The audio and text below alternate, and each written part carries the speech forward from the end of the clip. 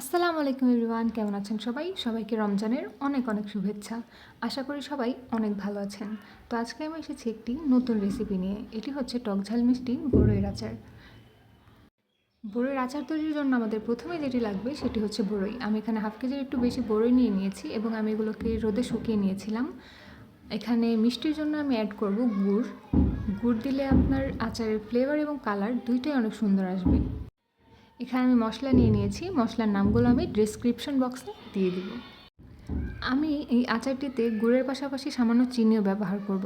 আপনারা চাইলে আপনাদের স্বাদ মতো চিনি বা গুড় ব্যবহার করে নিতে পারেন। এবার আমরা চলে যাব পরবর্তী স্টেপে। এখন এই মশলাগুলোকে ভেজে নিতে হবে। মশলাগুলো ভেজে নেওয়া হয়ে গেলে একটি হামানদিস্তার সাহায্যে আমি মশলাগুলোকে গুঁড়ো করে নিব। মশলাগুলো গুঁড়ো করে নেওয়া হয়ে গেলে আমি এখানে কয়েক কোয়া রসুন ছেঁচে নিব। রসুন দিলে আচারের স্মেলটা অনেক সুন্দর আসে। তো এখানে আমি একটি পাতিলে সরিষার তেল নিয়ে নিয়েছি এবং কিছুক্ষণ আগে যে ছেঁচে রাখা রসুনগুলো সেগুলো আমি তেলের মধ্যে দিয়ে দেবো। এখানে আমি 2টা শুকনো মরিচ নিয়েছি, আপনারা চাইলে আপনাদের স্বাদ মতো কম বা বেশি দিতে পারেন। দিয়ে দিলাম 5 ফোড়ন।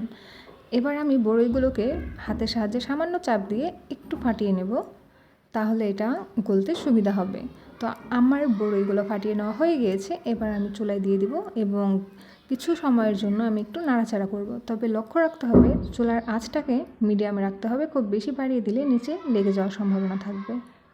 এভাবে কয়েক মিনিট নাড়াচাড়া করে নিতে হবে। এরপর আমি যেটি অ্যাড করব সেটি হচ্ছে গুড়। তবে আপনারা চাইলে এখানে গুড় কিংবা চিনি যে কোনো একটাও ইউজ করতে পারেন, কোনো সমস্যা নেই। তবে আমি এখানে গুড় এবং চিনি দুইটাই ব্যবহার করছি। আপনারা আপনাদের স্বাদ মতো যে কোনো একটি ব্যবহার করতে পারেন। এখানে আমি সামান্য একটু লবণ দিয়ে নিচ্ছি।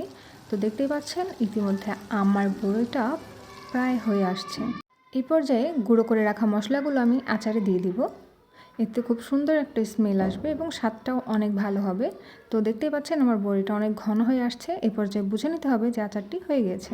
দেখতেই পাচ্ছেন আলহামদুলিল্লাহ আমার ফাইনাল লুকটা কত সুন্দর হয়েছে। আর এটা খেতেও আলহামদুলিল্লাহ খুব ভালো হয়েছে।